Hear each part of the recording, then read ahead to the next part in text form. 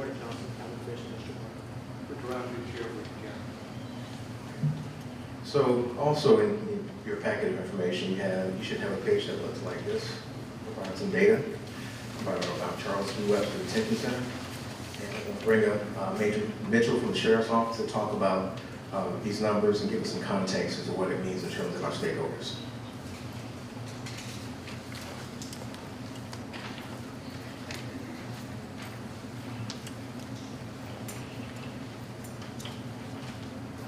Good morning.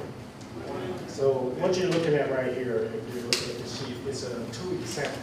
Every 2 weeks we take our numbers and we bring them in front of our command staff. The total number, the top number that you're looking at, is what we have at the jail at the time of the sampling. That changes every minute, every day.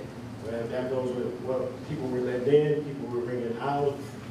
That's always a fluid number.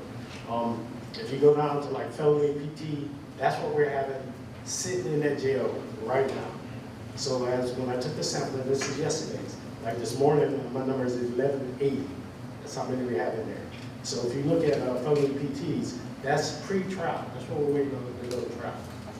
Now, you must understand that the max in our jail with our folks is 1,066. You see our numbers is at 1176. That's where the courts and you guys come in to help us get them up. Park, roads, these numbers are high. And this is what we're dealing with, and my staffing is low.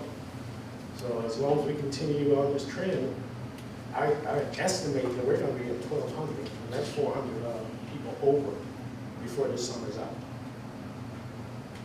Also, like I said, if you go down the numbers, you can't add them up because that's a sampling from the computer. Now, 3 times a day, we do a physical head count. So it's a morning, evening, and noon. We'll count everybody. You have to physically account for everybody sitting in that jail. But say if I finish my 12 o'clock count and I let 20 out, the number's already shifted. So like I said, this is a sampling given any time. Right now, I have 76 sitting in for murder, 168 for ag assault, 7 for rape, and 18 under child molestation. These are pre-trial cases. And until we start moving the courts, we're always going to be back behind because I can't OR these people. If I OR anybody that's under child molestation, he goes out and do something, what's the question you're going to ask me? How'd you let him out? So that's where we're at right now. As you can see, when you go down to the arrest column down there below, that's again within 2 weeks. So within 2 weeks, we took in 266. We let out 263. And when I say let out, that's they could be OR, they could have went through the court process, they've been shipped off to prison. That's what those numbers are. Right now, I have 16 waiting to be shipped. My shipping is on Tuesdays and Thursdays. Normally, we try to get a higher number, but that depends on the DDC. If we ship them to DDC, they must have a bed for them. If not, they stay in our facility. Now, they'll pay us for it. They'll pay us $55 a day as we hold them, but I would much rather get them out of jail than that $55. We used to have Jefferson County. We used to send some out to Jefferson County just for the overload, but Jefferson County does not want anybody that's going to be a trouble inmate. Well, all my misdemeanor inmates, we are. So, and then last is out to Georgia Regional. That's 6. That number should be far greater. We have, for some reason, when we arrest people, they have mental problems or something like that, they wind up in jail. Nobody else wants them. And then we get them out to East Central or anything like that. Well, I have at least 100 that I can send you right now. So that's pretty much the numbers. Like I said, it's always changing. We do a sampling every 2 weeks. Every 2 weeks. Does anybody have any questions on those numbers and totals? Yes, ma'am? So you said that you have, and I know it was just an estimate, about 100 people who could potentially go out to East Georgia Regional. Right now. Why is that number so low, or what is the process to get them shipped out to get mental health treatment? There's a long process that you have to go through the process in there, and I can't just, you can't use Charles Mitchell's standard and say, hey, that person's crazy. I have to go through a long process to do it, and that's why. But if I get 100 of them out there, and if you come out to the jail and some of you have taken a tour, you've seen what we're going through, mental health people respond differently. There's different motivators, you know, I can't say they go to your room and lock you down or anything like that. We have suicidal persons, you know, we have people that's pregnant that's playing with the mental health game. I'm not sure why, but that's why. It's a long process that we have to go through. But staying on that, having throughout Georgia, Senator Adams have a court order, minimum evaluation has a court order to be sent. On average in the state of Georgia, they only have about 6 forensic scientists that perform those on a regular basis. So right now, it's saying on average in Georgia, it's taking between 8 to 12 months to get that evaluation per person. That's throughout the state. So like I said, we got potentially 100. Think about the other 159 counties who are having the same issues and having the state. One of the things that we're trying to do is to contract with local agencies that are part of here, see if that fill the gap. So that's a stopgap thing. So that's why the number so high, because like I said, we can't just sit there. They have to have a court order. And then like I said, a lot of times, defense attorneys are ordering for their clients, and that doesn't belong in the state. At least 8 months. If I may comment on it as well, so along the lines of what he was saying, there is a huge delay on getting that court order. Currently in the works, we have a program that's expanded with the state of Georgia is bringing somebody into our facility to help speed that along. What we're hoping will happen is that we're going to be able to coordinate with the inmates that we identify and then kind of get rushed along to where the judge will be able to know that, hey, we have concerns about this inmate, can we have that court order done? That person that's going to be in the facility will be able to do that evaluation immediately. But they have still advised us, once the evaluation is done, it's still about another year before we can find a bed to place them. So right now, the process is running about 2 years for an inmate to get evaluated in place, hoping to be able to cut that in half with the assignment of this new person. Yes, ma'am. Do you have a list of any individuals that may have already have a mental health diagnosis? We do. If I could get that list, we could go through and see if they would be eligible, legally eligible, and we would have to, of course, you know, where their attorneys are, and look that up in ICON. We can see, if there could be a possibility of them coming into our mental health program. Our census is low, and we have around 30 spots available. That would help. Thank you. Major, Yes. I also want to reiterate what the sheriff said. We just received correspondence from the Department of Mental Health yesterday that the average waiting for a mental evaluation is 300 days, and for a male it's 339. So it's a lot closer to 12 months than it is 8 months to get the evaluation. And that's as of what, 2 days ago that we got that? Can you talk about how you guys coordinate with Serenity for folks who may have been their patients already and then get incarcerated? Well, of course, we send an email out to Serenity and let them know that, hey, we possibly have one of your patients. Because a lot of these people are homeless. They just picked up on the road. Their only crime is they'll get charged with criminal trespass. So we try to get them get in contact with Serenity and get them over there. One of the problems that I'm having with Serenity, you guys, of course, and I understand, you don't take the violent patients, ones that act out, and we can't force them on their medication. That's one of our hardest things. We can say, hey, you want to take these pills, if they don't, then we're stuck with them in jail. But that's one of the issues I'm having with Serenity. So we are in contact with them, and you know as well as I do, they do not take the violent patients at all. So I think some of the issues may be, like, so I'm wondering from Serenity, we have an outpatient facility, we have a CSC, crisis stabilization unit. And we had a meeting a few months ago with Judge James, to clear some of this up. The misunderstanding some of the contact that they may be reaching out to the crisis stabilization unit, and should be reaching out maybe to the outpatient facility, so we need to have contact. We're missing these outreach. I was talking to Linda this morning about that we don't have a inreach. We would like to get more contact with Linda to help find out how we can help transition some of them out. We know some of our clients,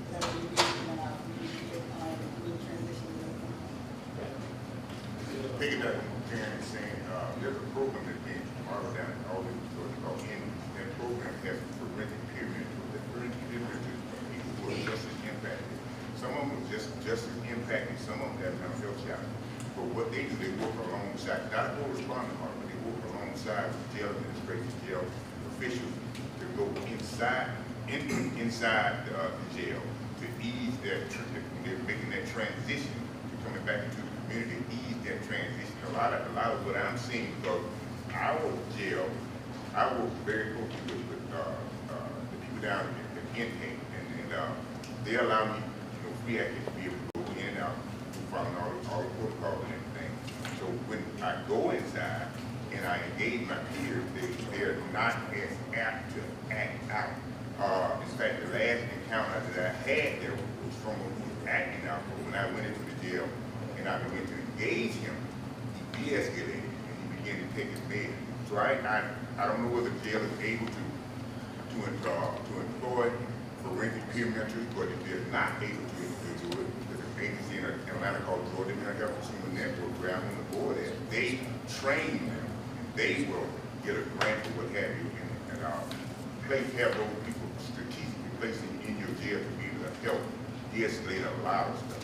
Because the biggest issue is, like you said, a lot of the jail administration are not apt to be able to handle the mental health people, but that forensic peer mentor can meet them where they are.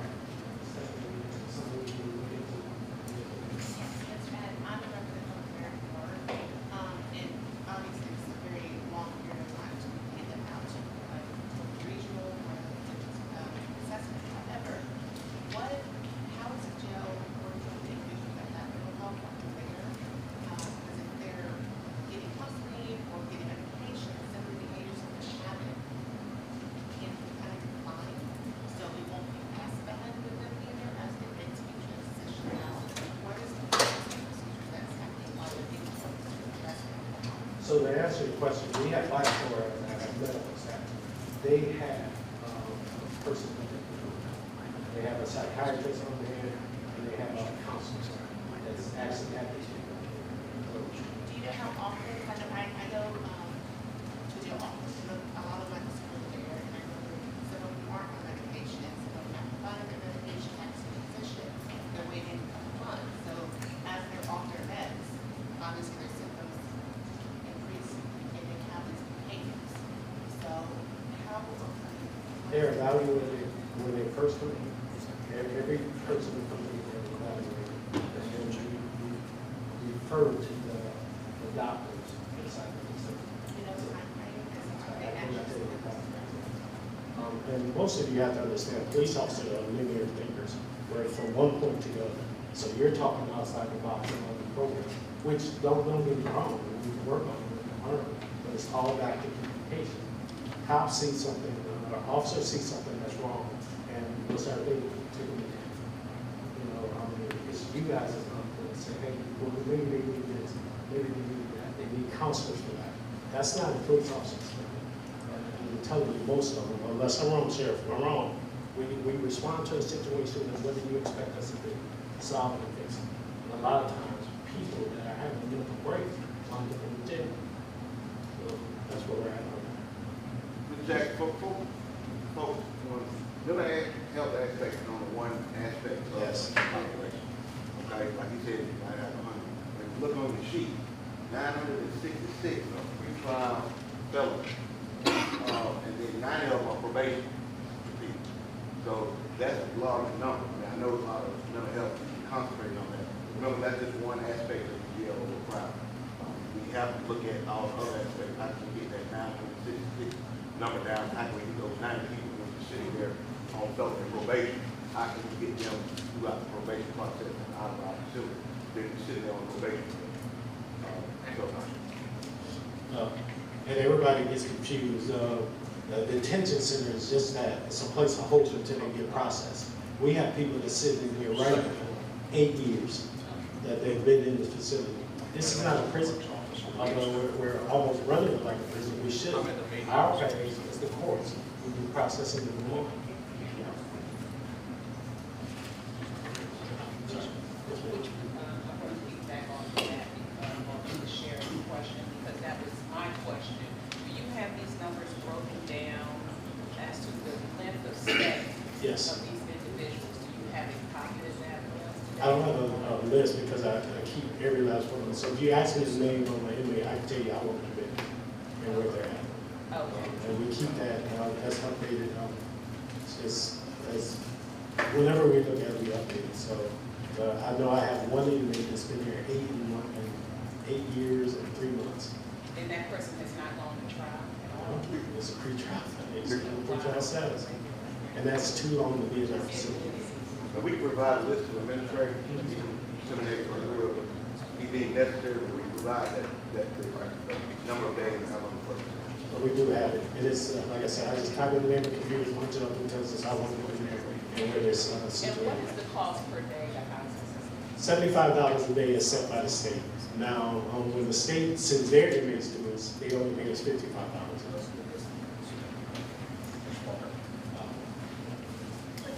Yes, ma'am. I know that, Shirley indicated that the health issues are not obviously main cause, primary cause of the issue that we're having. But as it relates specifically to that, I'm just curious if you're using that crisis hotline, some of those patients can go to my counseling, period. In our conversations with the Department of Juvenile Health, we indicate that inmates,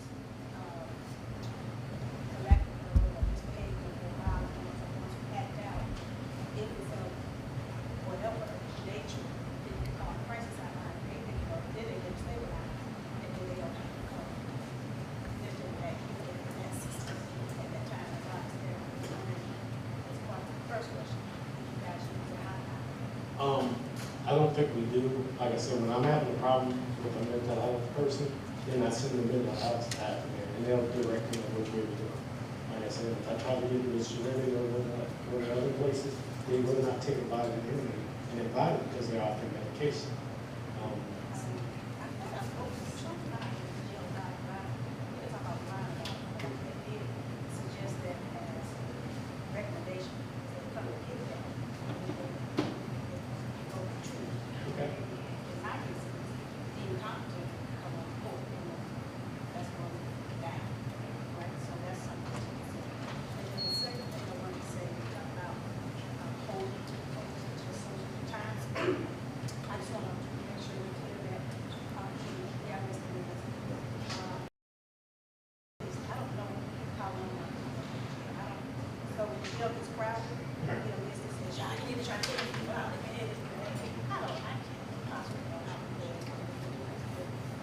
Incarcerated, but if we were to receive something, regularly, I can see my person has been there this many days, and they didn't know what the issue is, we can't review. I have no knowledge of, knowing that you know, about it.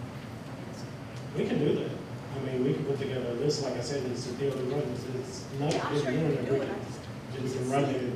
You just want to distribute it. Is that what you're doing? It would be helpful as the state court judge, misdemeanor cases, Marshall, this series and some of the others, to know how long the person has been incarcerated, because there are things we can do to assist those clearly jail, we are aware. I will tell you this, that most misdemeanors, if they're not violent or anything, like I said, small crime, we OR, and I OR quick. So they're not in the jail very long. Well, I said you gotta do 285 days, probation, waiting, and I don't think it's still there. They were an issue, but I understand what you're saying, like, it's crisis hotline, and knowledge that our Probation will tell you, and I talk to her all the time, get them out. My probation violations, get them out as soon as we can. If there are misdemeanor ORs, at my level, I can OR.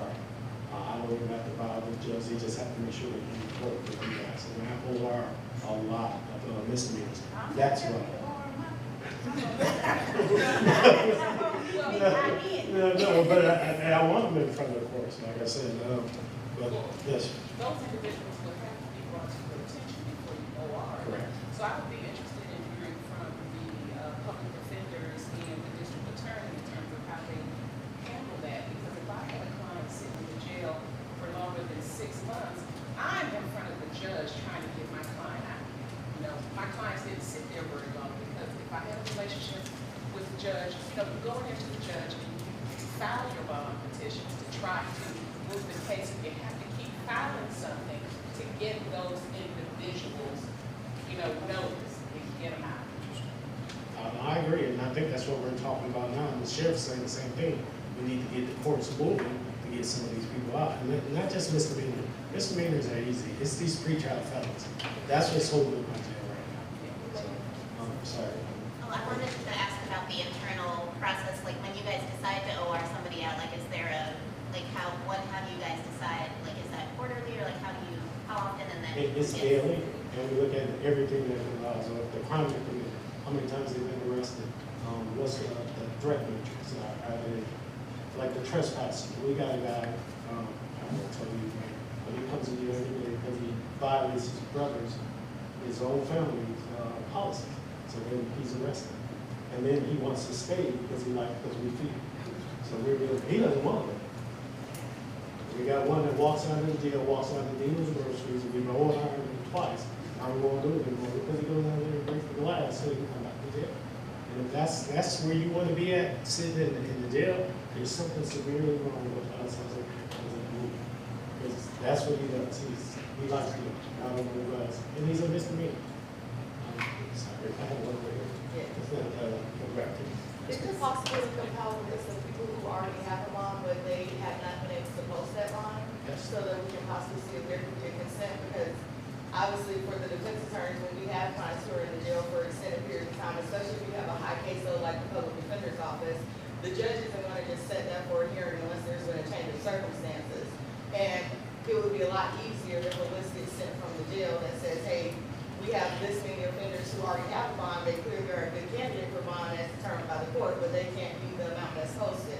So that when the PB's office files a motion to reduce the bond, we can say, hey, we also have the jail saying that this person has not had any new infractions, and they would be fine out on bond if we could just get an amount that they can afford so that they can be released. Definitely not. I mean, we look at it every day. All you guys want is to see, and it's easy to compile. Yeah. Now, me personally, I'm looking at, can I get this person out? Can I get this person out? And it's all in the touch of the computer. It's not like I have to do a lot of work. I just sit there, run a computer program, and then send it out. Yeah. Okay. So if we just email you a list, like, can you get the names of anybody who's been held for more than 6 months who has a bond that hasn't been posted? You can do that, or you can email me a list of your clients. If you want to know yours. Unless you want all 978, it's communication again. If we all communicate with each other. Yes, ma'am. I want to first say, thank everybody for being here. This is a good conversation we have. I want to also say that you're right, communication is key, and I want to say that you have a great team. I don't want to name a lot of people that are missing people, but I have to name Brandy Dixon. You don't know some people that are constantly in contact with solicitor's office. The reason I'm mentioning that is y'all have to understand, because not everybody knows the process. There's a big difference between process for misdemeanors and felonies. So let me just put that out there first. So I'm only speaking for misdemeanors. And misdemeanors, we have a good process known as Chief Judge McIntyre, Judge Walker, and even Judge Wilkins. So let's still speak to. When I say communication, I can't even do this one, but I can't even we have a list. We on the solicitor's office run this daily. Okay, it shows when person came in, how long they've been sitting in there, and those key factors that we need, and we go through it every day. And the reason we do that is because we're trying to make sure that we don't lose anybody in the person that gets lost between tracks. And sometimes our eyes may be good. That's what Brandy, your jail team, taught us, hey, did y'all see this person? And the reason I mentioned that is because if you don't know, the state court, we have our jail dockets 3 days a week, Monday, Wednesday, and Friday. That means that those days, we are constantly bringing people up, even if they have bonds and they have not been able to post it, we bring them up. Now again, there is some barriers because if they have attorneys and those type of things, we can't do things a lot of times when they're represented. That representative needs to be available. The representative has to be there and say, yes, I can come, they can come, because we can't bring them up and do something. Judge McIntyre can't do anything with them if they're represented. But we do have a good relationship with the defense attorneys, with the public defense office, to make sure that we are bringing people up at an appropriate time. Is it a perfect system? By no means. But the point I'm making to you is you got to start with that communication. You got to start with the process in place.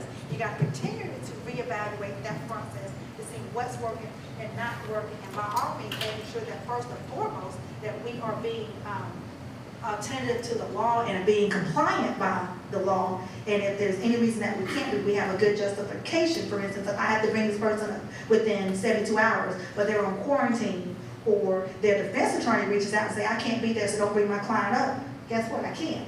Or if that person has a misdemeanor charge, but also related felony issues, a lot of times they don't want that misdemeanor to be addressed because it may have a negative impact on the felony case. So that misdemeanor is going to hang out there for a little bit until their most serious matters get taken care of. So there are multifaceted things. It's not just a one issue, and it's going to take everyone in their individual capacity to look at their own internal procedures and communicate and see, you know, what can we be doing better and what not. So I just want to encourage that line of communication. And if anybody has a question or how we do things from the solicitor's office standpoint, you know, I'm always open.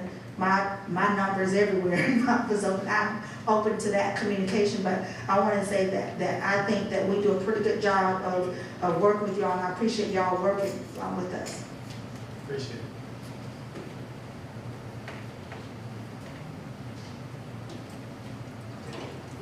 Any other questions, or we'll go sit down? Before we do any of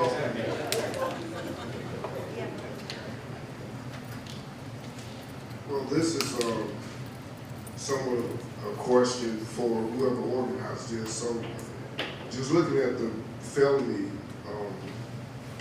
list here, how many people we have in jail, were there anyone invited from Superior Court, or, okay. Any other judges? Yeah, I'm here on back on it, there. Okay. And I think I'm listed as a speaker. So Okay. I'll address it. Well, that appears to be the biggest issue here. That's with, right. felony. It's state If we can- Right. So if we can get somewhere with that, I mean, that would be, you know, one of the major concerns is how we can move the felony cases and what we can do to improve or expedite some of those. Fair to speak about it.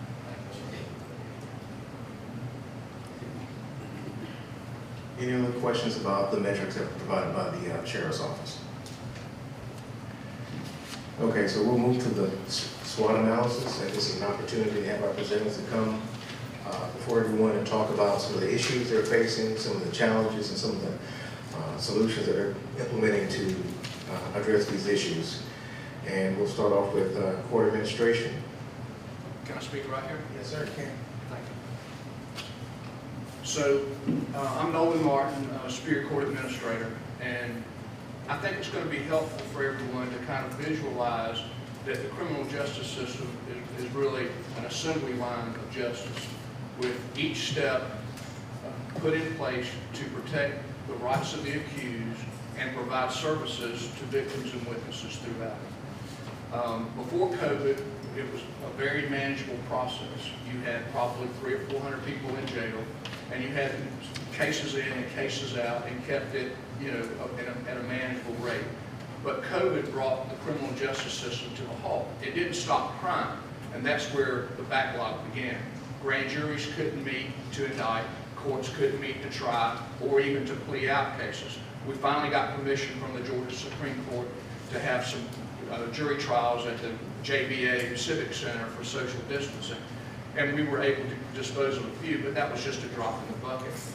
So it's our responsibility then to look at that assembly line of justice and to say, what can we do to reduce unnecessary delay and increase the capacity for dispositions?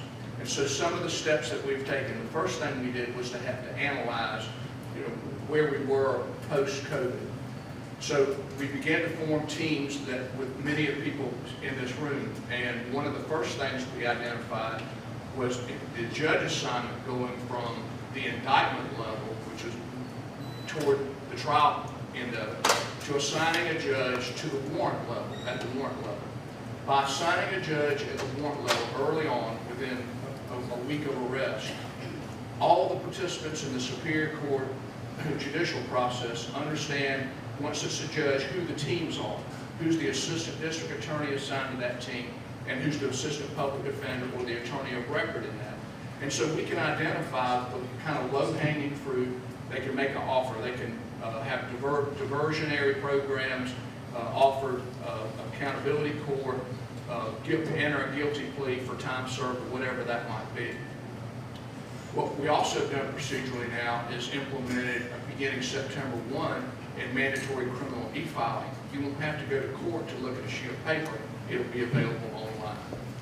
Another step that we've taken is we've worked in conjunction with the district attorney's office to where in the past where they've had to go to the sheriff's office to gather evidence and take that digital evidence and actually convert it into an analog form to be able to share it with the defense attorneys, their staff, and also the court. Now we're implementing a digital evidence management program where the sheriff's offices and all law enforcement can upload their evidence into the district attorney's program, and that's going to reduce a tremendous amount of unnecessary delay. On the heels of that, once the digital evidence is gathered by the DA's office and is shared with the public defender's office and defense attorneys, they will be able to share it with their clients in jail. We've established with Tiana's help and Ramon's help a virtual attorney-client meetings. So instead of attorneys waiting for hours and maybe not even being able to see their client, we've been able to schedule those where they can meet via WebEx and discuss the case, discuss the offer on the table, and reduce unnecessary delay. At the same time, we've upgraded the analog systems in the courtrooms to digital audio-video systems. So all the evidence that's presented or gathered can be presented in court at that time. Before 2 years ago, it couldn't be. It had to be converted back to analog to be able to play on a VHS recorder or what have you. So we're taking those steps to be able to improve the system, reduce unnecessary delay, and expand our ability to dispose of cases. And while we're here looking at the jail population, you have to also realize there are a tremendous number of people who are bonded out that have cases in Superior Court. I can tell you as of this morning, our records show that over 900 cases have been filed so far this year, and over 1,100 have been disposed. So you can say, well, gee whiz, wouldn't that lower the jail population? Well, conceivably it would, but a lot of those cases are bonded out and are accepting negotiated pleas. And so they're not part of the jail population. And, part of the SWOT analysis includes weaknesses and threat assessments.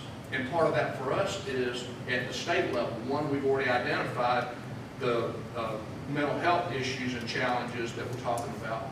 But it's my understanding there are only 7 medical examiners throughout the state. So when you prepare a case for trial, you have 7 medical examiners who are going to testify, and think about the hundreds of murder cases over the state where they have to testify, right? And so you have to be able to get that scheduled so a judge may be ready to try a case and at the same time not be able to get the medical examiner as a witness until later that month or the next month. And so that's a challenge for us. Those are 2 challenges. When you talk about mental health, I know of one case in particular where a person in jail is charged with burglary and obstruction, could probably plead to time served, but for the fact that he's waiting on a mental evaluation. So, you talk about disposing of that case, well, sure, we could dispose of it, but you can't let a person who's charged with burglary enter a plea to a crime that he doesn't even remember committing, right? So, the judge's hands are tied in those regards.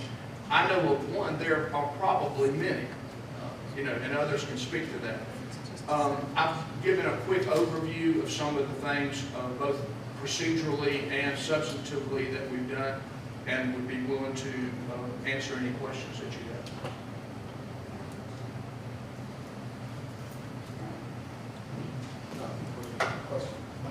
Yes, ma'am. I was just wondering if you could speak to that scheduling, like how do you keep a list of like those particular people in the jail and you're just waiting on them, like how do you decide which cases are going to trial versus not? Okay, so it's basically a matter of cases in and cases out. So once the case is filed in Superior Court, you have to understand that before it's in Superior Court, it's in Magistrate Court, it's bound over, it goes to the DA's office and the clerk's office. And so once it goes to the clerk's office and a case is actually filed in Superior Court, then we're statutorily required to arraign that person. Once they're have been arraigned, basically in the order assigned by judge, then once they have arraignment, then the schedule is set for them based on the complexity of the case. So, let's just say someone is arraigned last Friday, they may announce that they worked out a plea in that case and it's scheduled for the next week or 2 weeks, right? So it's on that calendar. So if it's a murder case, all the pieces have to line up, and that schedule, that has to be scheduled out. Does that make sense? I was thinking about the people who've been in the jail for like 2 years and more, like how to. Okay, so a lot of those, may not be ready. You have 76 charges. I think you have 239, 240, cases, and many of those that are in jail have not been filed in Superior Court yet, right?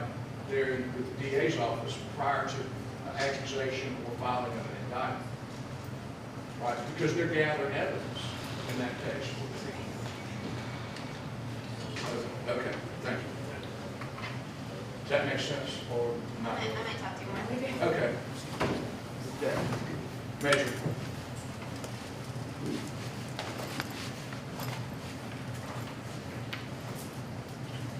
And I just want to mention something on the WebEx. WebEx is new. We just got into the system, and we're still working out the kinks. So we're dealing with the PD's office. Our issue again with the WebEx is still the same thing. I need guards to move these people in front of the camera. There's only 4 in the jail, so we have to move the inmate in front of it. That's why it has to be scheduled, and we're still working on a lot of the case. I think it'll be great once we're fully operational and I'm fully staffed. That's one of my problems, because I still have attorney visits going on at the same time. I still have regular visits going on, and I need personnel to move on. So the WebEx is working. We're working with Ramon. We're still working on a lot of cases, but this is one of the things that will help the jail. Yeah, everything that I'm mentioning is new. It's either just implemented or being implemented. Let me say this, I'm going to have to be very good in a minute. Everybody in this room has been working great with us. And like Rita said, before COVID, when COVID shut us down, every daily population was less than 800. On average, it was less than 800 until COVID shut us down for 2 years. That's why we had this number. And like I said, the district attorney's office, the state court's office, the judges we call, everybody's helping. So nobody's ever turned us down. DAs is trying cases, but it takes them a week to try one case. As you see, we got 266 people we lock up in 2 weeks. So they're doing the job. People are doing, everybody in this room I just want to say, have done an outstanding job when we reach out to help you all. It's just the numbers, we can't catch up with the number. We can't catch up for 2 years. We just can't do it. And that's when again, and I'm not putting Commissioner Jordan on special, that's when we come about the jail expansion. We got to have a place to put it, because we're not going to try our way out of it. You're not going to try your way out of 2 years of backlog. It's just not going to be possible. So you got to have a place to keep them. You got to keep them healthy and safe, and then also deal with the health aspect of it. But I do want to say, like I said, everybody in this room that we reached out to have been more than helpful. The judges, when I call them, they say, bring them to me, give me a name, like the district attorney, all the court, everybody has been extremely helpful with that. So the issue is not the people in this room or your program. It's like I said, COVID really put us in a bind. And then like I said, with the court system and with the lack of resources in the state, and then just to be blunt, I will tell you, like Lady Mitchell said, if the state, if it costs us $75 a day of your taxpayer money to keep somebody in jail, and the state say we need $55 a day to keep them, guess what? The state's gonna let you keep them. Because it's cheaper for them to let us keep them than them to find a bed to put them in the whole state. And that's a problem throughout the state of Georgia. That's something not just happening in Richmond County. That's happening throughout the state of Georgia. That is the hard reality of it. So like I don't want anybody to leave here thinking that being frustrated that nobody's not communicating and nobody's not helping, because you all have been extremely helpful. It's just like I said, when you go from 700 to almost 1,200 in 4 years, that's where the issue is. That's where we stuck in. and we're still making arrests, so trust me. If, the Richland County Sheriff's Office can solve crimes, and they're still bringing them to jail.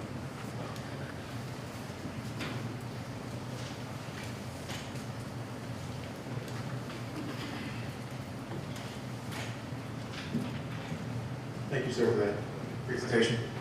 I want to move along to any judges that would like to maybe provide some comments about this issue.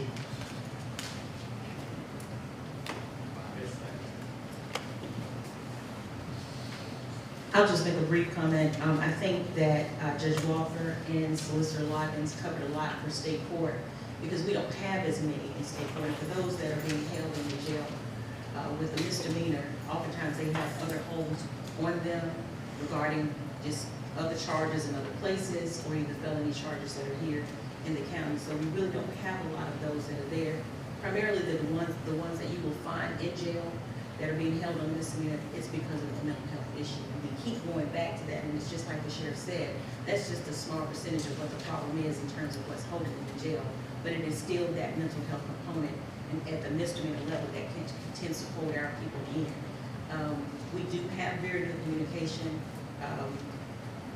My assistant reaches out to Brandon on a regular basis to kind of try to find out who or anybody being held out there for a long period of time, that we, just so that we can kind of stay up on what's going on with them, because it's very easy for them to kind of fall through the cracks. Everybody has a huge caseload. We're all trying to do what we can do, but it may be one or two people out there on a misdemeanor that may have been there for a while, and it usually isn't because of a competency exam. So we are, I feel that the state court is kind of on top of that, simply because of what we do every week in jail clearing, and just trying to make sure. We are also, we've already tried, and we are trying to get a mental health court in place. That's been something, I know Judge Walker's been talking about that for a long time. It's very difficult when you're trying to mirror one that's throughout the state. I've been only able to find one in state court. There are others in felony courts, but when it comes to state court and misdemeanors, because a lot of them, there's criminal trespass cases, something that I think the Major said, they'll go out and come right back in, or either we have a lot of veterans here in Augusta, and they're at the hospitals, and they're suffering from mental health issues, and they come straight to the jail because they keep going to the hospital. So it's cases like that that we're finding in state court, but again, we're constantly working on it to make sure that we do our part to help the misdemeanors that are out there.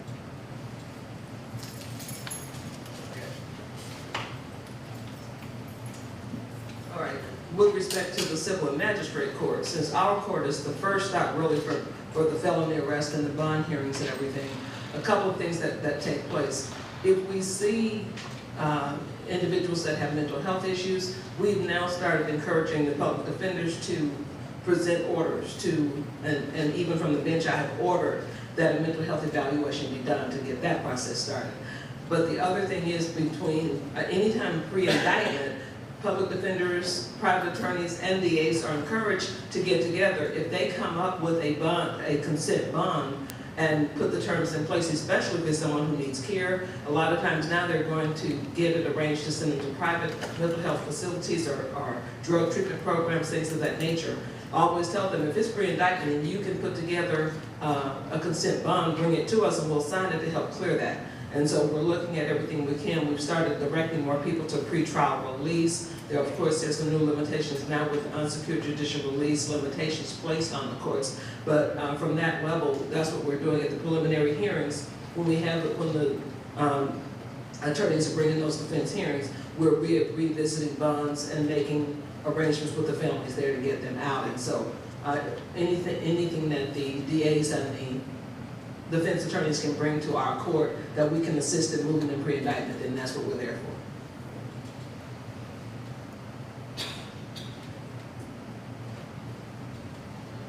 Any questions for any of our judges?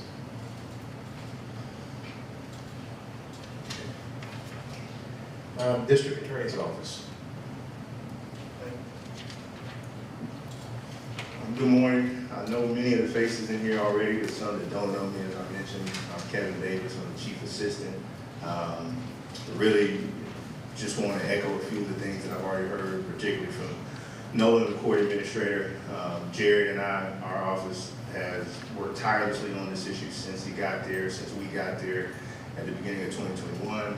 We've implemented, as he's mentioned, the Nice Justice program, which is going to allow us to streamline the digital evidence. And when we talk about digital evidence, what is that? Well, that's the phone records, right? Where was his phone located?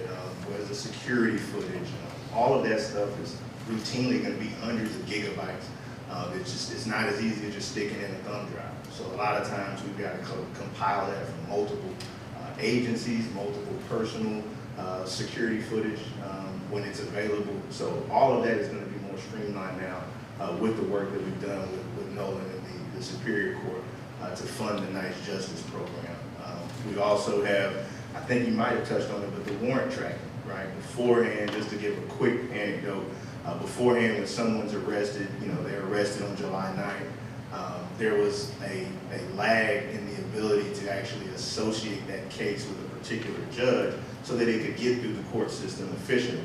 A lot of times that lag would be upwards of 3 to 6 months of just no movement, purely because the case may not have been indicted yet, because there was no way to track the case. And we could spend hours on how that went. But we worked with the clerk's office, worked with the sheriff's office, everyone, as Sheriff Roundtree mentioned, everybody has worked diligently to make that a reality so that now as soon as a case is arrested, we know, even if it's, like I said, a minor to major case, we know who that judge is going to be so that we can more quickly streamline any bond hearings, any other necessary hearings. We've also worked diligently with Ms. Wiggum and CSRA probation to try to find those cases, as we mentioned, to consent to bond, which means that we agree that this person can be released and be released under supervision. More times than not, that's gone well, but occasionally those people, and I'm sure Ms. Wiggum, if she gets an opportunity to speak, can talk about how often she has to text me or call me and say, hey, such and such cut their monitor, or such and such is violating such and such is where they're not supposed to be, so then those people have to come back to the jail. And that's a higher number than we'd like, but we are dealing with those as well when we have some of these 996 or 969. Our people, I'm sure, have been given an opportunity, have already squandered it, and so now they are back waiting for their trial. So again, not to take too long, but as far as I've also heard a couple of mentions about the trial process and how long that can take. Us lawyers who've done it, Bias has done it on both sides, I've done it on both sides, I've been at the public defender's office. It takes everyone to have a jury trial. I don't want that to be missed. It's not just on us, it's not just on the judge, as Nolan alluded to. You can have everybody in place. I can be ready, the judge can be ready, 9 of the 20 witnesses can be ready, but the other 11, well, I have lupus and I have to have treatment and I'm not able to come back. They lived in Augusta in 2023 when this happened. They've since moved back to Texas, okay? And so that's also a reality of a lot of our cases. The longer it goes between the arrest and the trial, life happens, right? People move. Even as simple as their phone numbers, a lot of these crimes, unfortunately, are happening in some of our lower income communities. They don't keep the same phone number that long, let alone the same address. And so that falls on us to help find these people, right? A needle in a haystack in this day and age. And so that's what can cause, I know there have been questions about 2 years or how long do you get to a trial. Just to give you a small anecdote about how well we've worked with our sheriff's office. One case I tried that was from 2019, we didn't try it until October of 2023, right? So that's about 4 years. Well, what happened in that case was shortly after the incident, one of the young men that was an eyewitness gets arrested in Texas for his own murder case, and he was in Hayes County, Texas, from about a week after the crime in 2019 until we worked diligently with Randy Garman and Transportation to actually go have our sheriff's office fly down there or drive. I don't remember which way they went, but that's costly, right? That's something that takes time. And Texas wasn't willing to just let him go, right? We had to coordinate with Texas because they wanted to have a trial for him as well. So I could speak for hours about the complications that go into pulling a murder trial together. And certainly our first and most important priority is the justice of this community, the safety of this community. And so we don't just set a trial date, oh, okay, it couldn't work, going back to the house. I mean, we have to keep that person in confinement until we can have a safe and fair trial for all the parties that are interested, right? There are victims. These are not just, we're working with numbers, but there are people on both sides of every one of these numbers. And I know that everybody who does this work understands that, but I want to make sure our public viewing understand that these aren't just 969 as a number. These are 969 people who were in confinement, but also most of them have victims. I think we really have to keep that in the forefront, that we have to do justice, and that sometimes requires a delay. It just is. I've gotten a text message just since I've been here. I'm supposed to be in a murder trial starting on Monday in a case that literally is from 2012. That person is on bond and out of jail, but Nolan mentioned that as well. You have not only people in jail who need a trial, but you have people who have made bond that need a trial. That delay happened long before I was even a lawyer, right? So we inherited some of these issues, and we're diligently working through that. Just to give a few more stats, and I'll give the mic up. Before, in preparation for this meeting, I looked, even before COVID, back in about 2017, I used that as a good number. Only about 43 cases were tried that year. I know Sheriff Brown mentioned it. You can't try your way out of this. So 2017, like I said, a few years before COVID even came around, you only could get to, and remember, that's with 8 Superior Court judges. That's 3 counties, but 8 Superior Court judges. You only tried 43 cases there, okay? We're actually past that number. We actually have tried 46, I believe it was last year.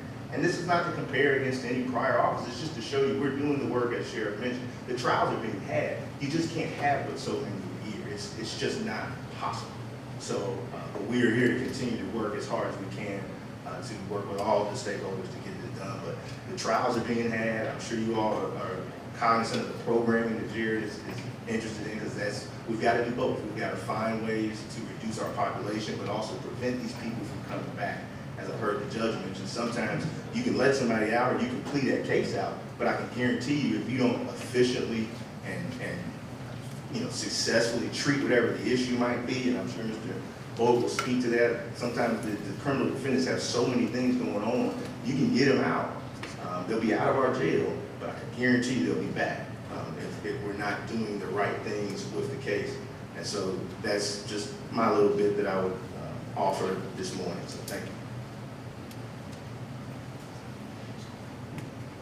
Any questions? I want to comment too on something you said. You know, we're not going to be able to try our way out of, like Kevin said, and we've had, upwards of 50 trials. We were budgeted around $167,000 in juror fees.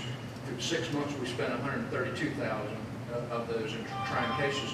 But you have to understand, it's not just jail and bond out. The judges also have civil duties. You've got people who've been in automobile accidents, who are in a coma, that have to have their case tried and be made whole because an offer or settlement can't be reached. And so, all the jury trials aren't just on the criminal side or just on the jail side, but they're on the civil side as well. Superior Court judges are judges of equity in divorce cases, and those have to have hearings and trials and things like that. So, it's a ubiquitous kind of a problem that we're addressing. But I think we've taken some steps to address the jail population that are just being implemented right now. Thank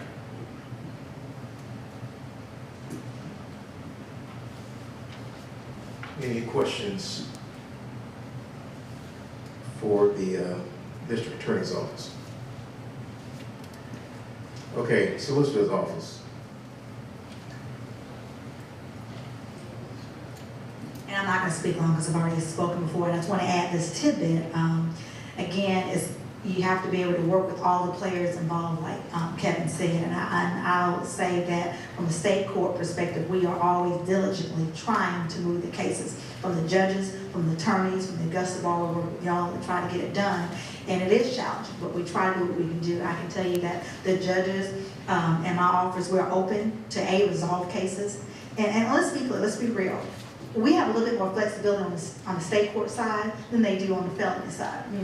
Like the major mentioned, you or someone out on a misdemeanor criminal trespass that's not violent, you're not going to hear that in the newspaper. But let that happen on the Superior Court side, or it's going to be maybe some issues. And so they have a very different dynamic that they have to deal with, and that's just reality. But from a misdemeanor side, if someone has a case, typically for most charges, unless it's violent and unless they have a egregious history, you know, they're gonna get probation, which means they're gonna come out of the jail. They're not gonna go to jail, you know, and some cases, now some cases are going to jail, trust me.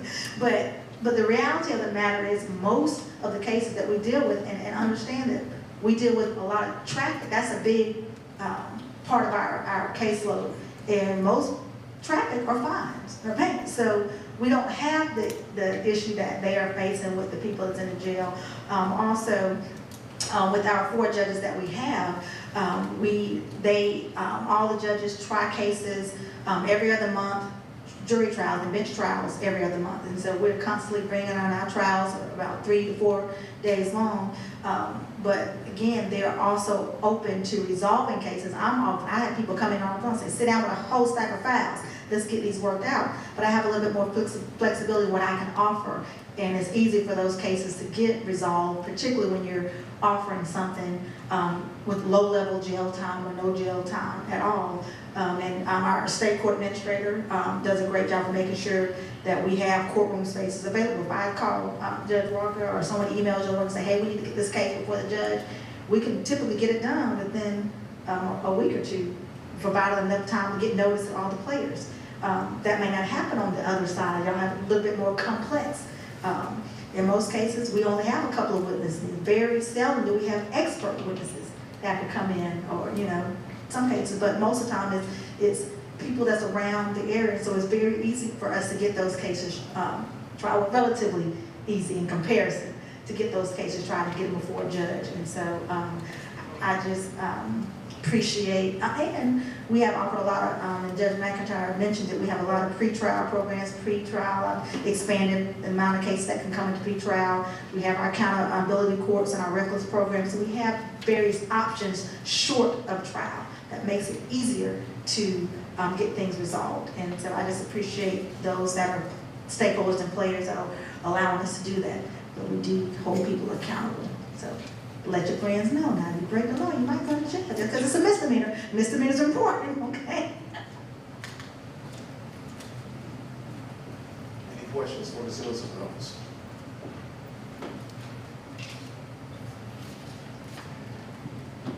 Probation Services.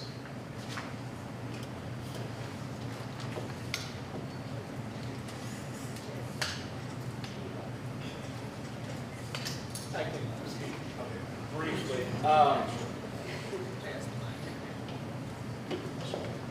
so again, I'm John Beckman with the Department of Community Supervision.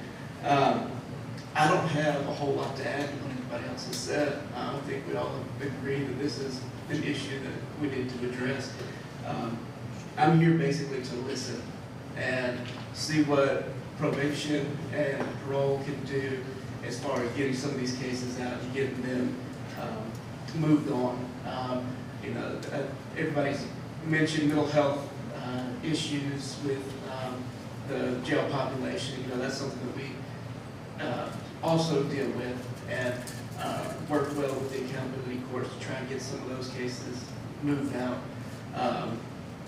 You know, anything that we can do, just want to make sure, you know, everybody here knows. Y'all, please reach out to our office. Anything that we can do, we want to be able to do that.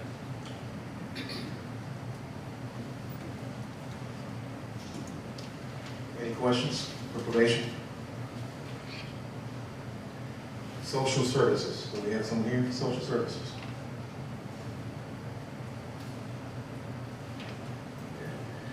Pretrial services. I guess it's DHD, briefly, like I said, my name is Dr. Fritz. I'm a psychologist at East Central Regional Hospital, and I am also one of those psychologists that Sheriff Roundtree mentioned that also does pretrial evaluations in addition to my regular job, and part of the state's effort to help deal with the backlog that we are very well aware of. Obviously, we know that mental health is a very large issue here. One thing I just want to delineate is that, you know, when someone being mentally ill does not automatically equal that they are incompetent. So the sort of accepted rate in the psychological literature is that about 20% of people are found incompetent to stand trial. So that's 80% of evaluations being done, the person being found competent. So I, along with our forensic director, Dr. Henley, have been working with the local public defender's office, and I've been trying to get in with the Richmond DA's office as well, to provide some more education and training around what is competency. Just because someone has a mental health history, that does not necessarily mean that they need a competency evaluation. Of course, we want to protect people's rights and want to ensure that we are addressing that if it is an issue. We take that seriously as an evaluator. But it is, it's a low bar. And so one goal that we've been working is with our local officials of educating what that actually is to help reduce some of the referrals. I will say that our increase in referrals for competency to stand trial evaluations is consistent with what's happening nationwide. So this is certainly not just a unique Richmond County or Georgia issue. This is absolutely happening across the country. Once someone is sent to the hospital for restoration, again, the accepted rate in the literature is we typically are able to restore people about 80% of the time. So we are able to send people back to the jail, and coordinate resources as best as we can, but the scope is narrow when someone comes for restoration. We're trying to get them to a point where they can move forward with their case. We send them back to the jail, and then we're able to move forward.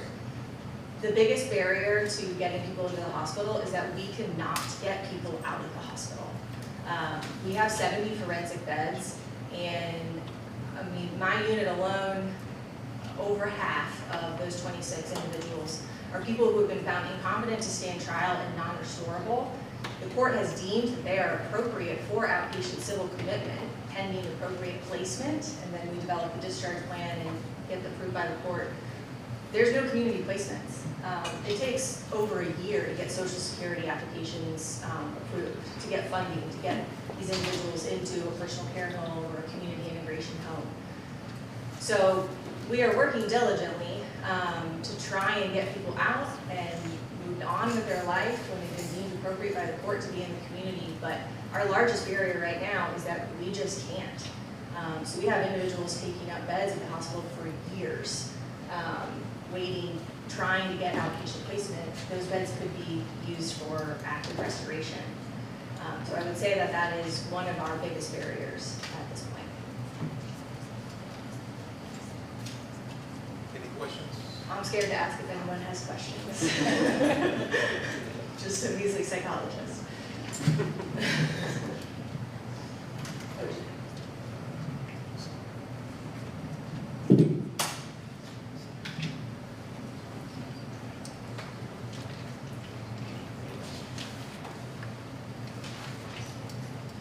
I do have a quick question. I know we kind of touched on this. I know others, I think it's in Cobb County, they're trying to have a program because they know it's hard for getting out to get those evaluation notes, but having y'all come into the jail and actually providing services in the jail. Not the crisis services like Judge Walker mentioned, but like just the regular evaluations, and then having some of those services in the jail while they're waiting on a bed, and maybe eliminate the need for them to have a bed.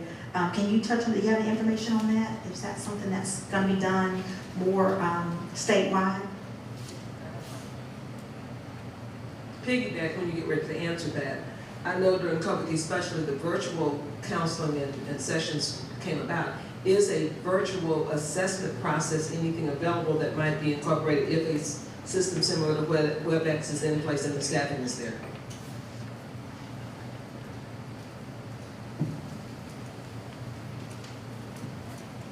I'm going to try and remember all those questions, but please tell me if I miss something.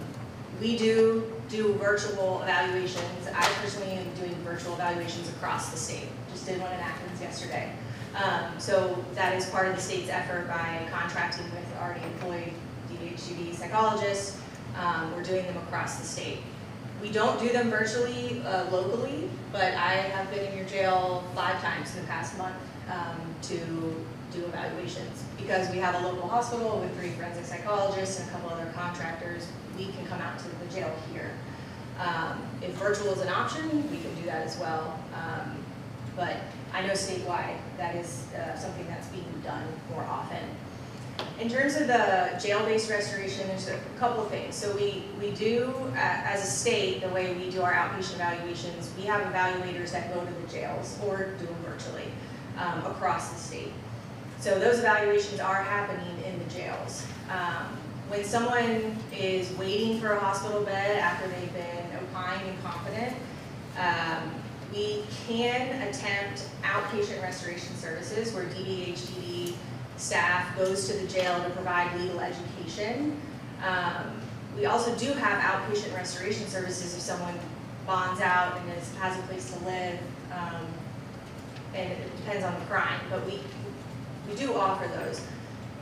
Cobb County has the new, I believe it's called the RISE program, which is a jail-based restoration program. Fulton County also has a jail-based restoration program. I believe there's another one coming either in Chatham County or near Savannah. And it's something the state is moving towards. The jail-based restoration program, there is data to support its effectiveness, and of course it makes sense when just sort of logistically. One of the barriers is that the biggest piece to restoring someone typically is psychiatric medication. You cannot involuntarily medicate someone in a jail. So they're not going to be accepted or successful in a jail-based restoration program if they're not medication compliant. And then we can't do anything about it. At the hospital, there are various methods in which we can move towards involuntarily medicating someone if they're dangerous, or if we need to go to the court to pursue a cell order to involuntarily medicate someone for the purposes of restoring them. So that is one of the barriers with the jail-based restoration program. There's only so much. Legal education is good, and it's part of restoration, but medication is usually the biggest intervention. Did I answer all parts of it? Okay. Thank you. Yes, sir. Question. When it comes to the virtual evaluations as opposed to the in-person evals, are they just as effective virtual as in-person? And if we could do if the virtual evaluations would allow you to do more than doing it in person here locally? Yeah, so obviously with COVID, there's been a real boom of research around this, and so far there really hasn't been anything that's come out of the research to suggest that virtual evaluations are any less good. That's not an eloquent way to say that, but that they are equally as good as in-person evaluations. Occasionally, if I do a virtual evaluation, we will also then have to see them in person if we need to do psychological testing, but that's few and far between. I work at ECRH, it's right behind Finzi Road, so it's pretty easy to get there. If I could do a virtual evaluation, I'd probably do it. I know y'all are busy. We get there at a time where there's also a lot of lawyers, and we wait an hour to get back there. It's also loud, and there's a lot going. If we could do them virtually, I think most of us would. And if we can't get enough out of the individual to support an opinion, we would go in person. And you could get more done. It would cut down on travel time, certainly, and wait time. With the contractor, we're sort of limited to the hours. We've adjusted that to, obviously we know we can't go into the jail at 5 o'clock when we get off. But being able to do them virtually, we probably would be able to get more done. I don't know that we'd be able to clear the backlog, but yes, we could probably get more done. So when I hear you saying that's something that's an option, is that something that's an option for the major? Is that something y'all can get together for them? It's possible. Again,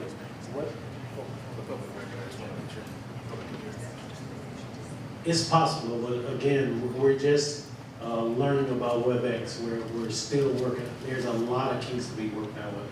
And again, one of our problems with WebEx, and they'll tell you, is manpower. And it'll be the same for them because we still have to move that inmate to where the cameras are. Nolan in the future said he'll give me some more. But yes, it's definitely possible because all we have to do is send you out a client's list, a request, and then you log in under your system. But right now, until we get all the kinks worked out, we're not putting it out. Like I said, we're only doing it with the public defenders, but eventually we're going to spread it out to every lawyer So every lawyer, they can sit at their desk and talk to their client. And with that, I would need an appointment time, because you just can't pop in and say, hey, I need to see my client. No, that's going to be have to be spaced out. And it's just another tool to help us. So yes, it can be expanded to you. Yeah, and I do think it would help. I mean, sorry.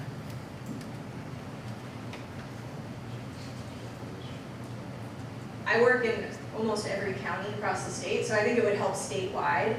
Thinking about locally, doing WebEx would be great, but it is not our biggest barrier right now. Because we have the hospital local, there's 3 of us in forensic psychologists in the hospital, there's multiple others at AU. So we're sort of in a saturated area where we can get to the jail. It would help, but that is not our biggest barrier right now. Our biggest barrier is the lack of aftercare community resources of getting our individuals out of the hospital once they're there.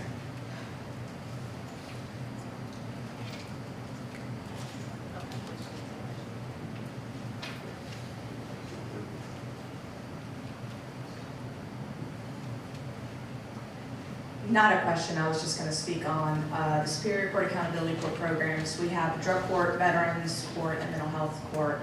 You know, to the contrary of what's going on with the other departments, we are having a decreased amount of referrals for our programs. Right now, you know, I have around 77 openings across the 3 programs that we have funding for.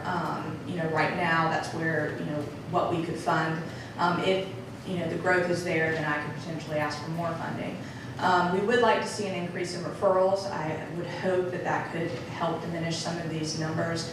However, we recently did a push in the jail to have our referrals on the kiosk for self-referrals for inmates. And our, you know, system was flooded with referrals, and, you know, we worked diligently with the DA's office, and they screened all the referrals, and unfortunately, most of them were deemed ineligible by the DA's office because of the nature of the charges. But I am open to, you know, meeting with whoever I can to go through a list, and we can help kind of pre-screen and see what we can do. We will have to have the involvement of their attorney and the public defender's office if they're represented by them. But we are open to, you know, look wherever we can for a referral to get somebody the appropriate treatment with our programs in intensive outpatient.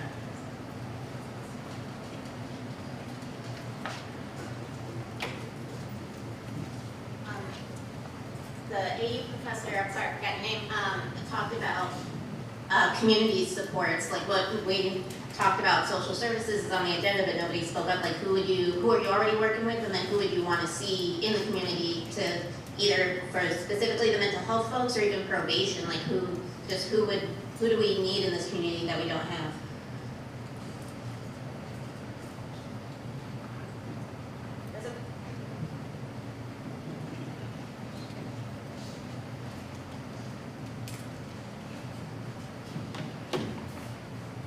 It's a very good question.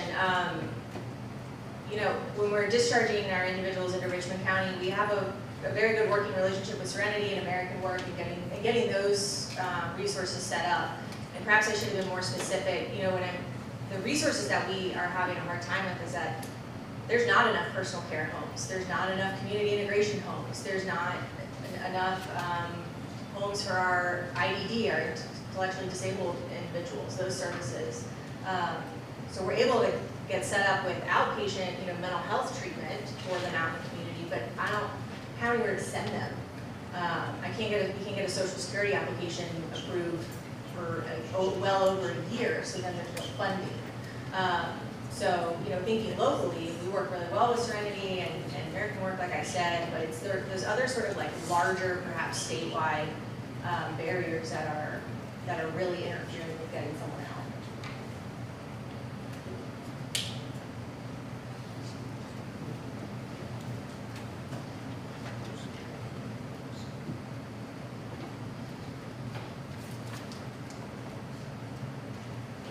Public defender. Thank you. Just be really brief about where we are. One of the things that I think has been made clear is that we've been working pretty diligently with all of the stakeholders in this room to try to do things differently. We are in 2024, we want to act and move forward as if we are. One of the big things that we've been having struggles with is staffing and access to our clients, particularly as it relates to the jail backlog. We need to see our clients, right? So the only way that we can see them prior to implementing this WebEx thing was to go out to the jail in person.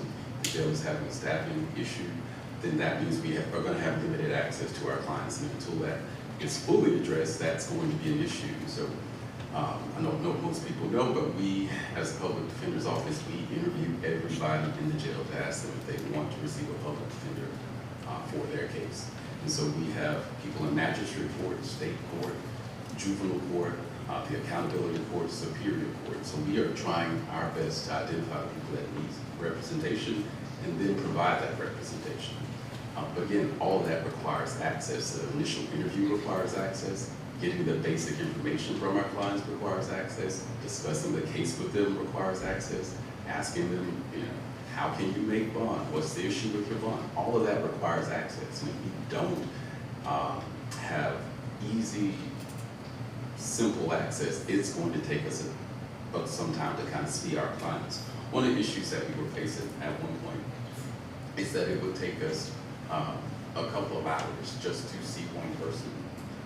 If that was a brief conversation, now we've been at the jail for two and a half hours to see a person for 15 minutes.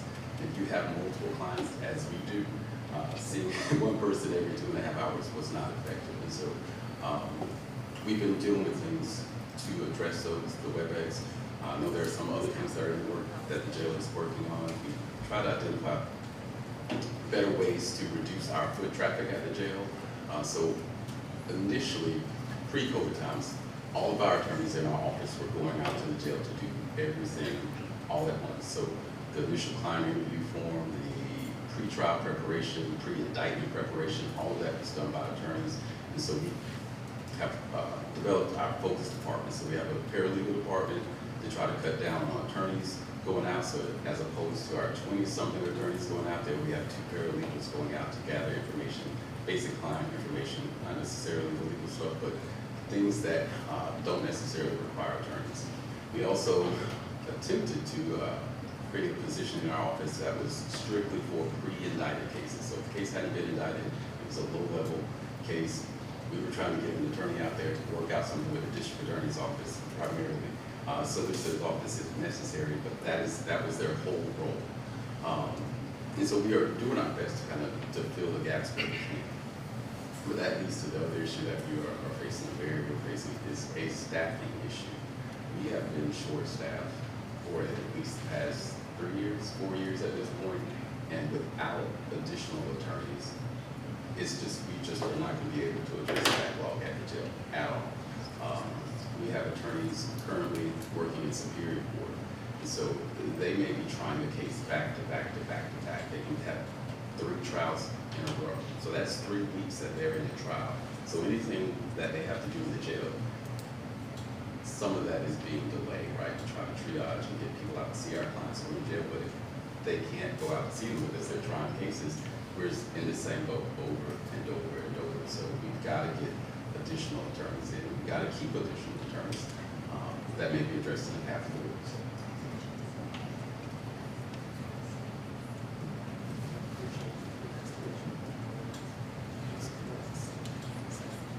So to address some of the issues that Ron has talked about, our lawyers' rooms are limited.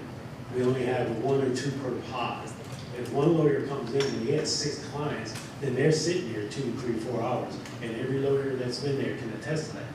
It does also have staffing. My staffing issue is a problem because we're technically not supposed to leave them there, but we do. We'll leave them there and we'll check on them. We've implemented new walkie-talkies so they can talk to the front desk so we can move them a lot quicker. But we're in the process now of trying to build a new pod, and one of the things that we put in there was 20 lawyer rooms because that would help. So these are things that's holding them up and holding us up. But again, if one lawyer comes in and he's there to see 8 people, then he's going to have that room tied up for 2.5, 3 hours.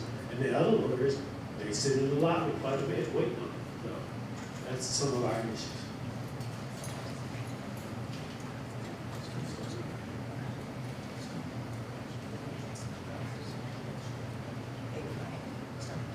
2 points. I understand, I feel your point, Mr. Boyd. You have to pay people. This is what it is. I know we have a lot of commissions in the room, so we are listening, legal department. And I know should be a comp study being done. I hadn't heard the results about it, but hopefully it's being done. But the issue is you cannot have the same salary that you had 10 years ago.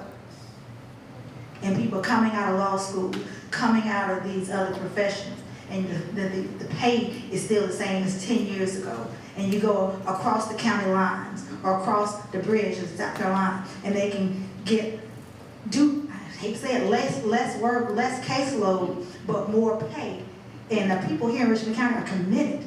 I can speak for that. The public defender's office, they are some hard-working attorneys. The DA's office have hard-working attorneys. My attorneys are hard-working attorneys. I was down to 2 attorneys. I can name them, and they stuck with me.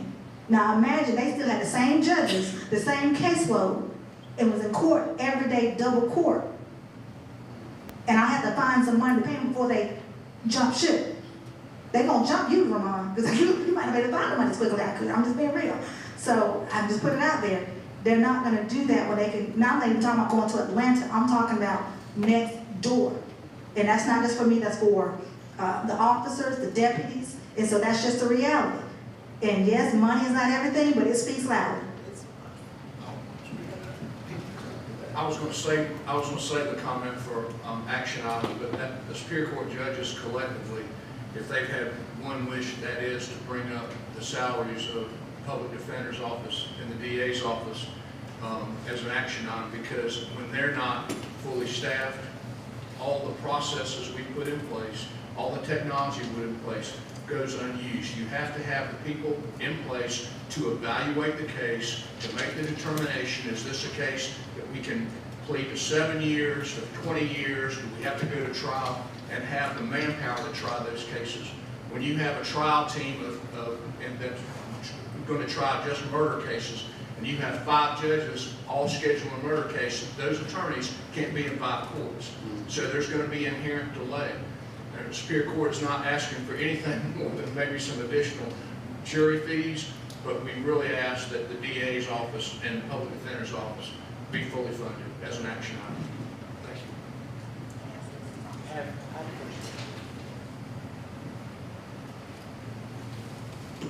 So in the past, were those increases asked in your budgets? Did you include those increases in your budgets in the past?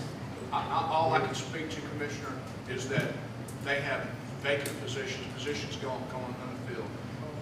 They submitted their own budget. I don't submit their budget, and I'm not, we're not asking for anything more in Superior Court, maybe some more jury fees.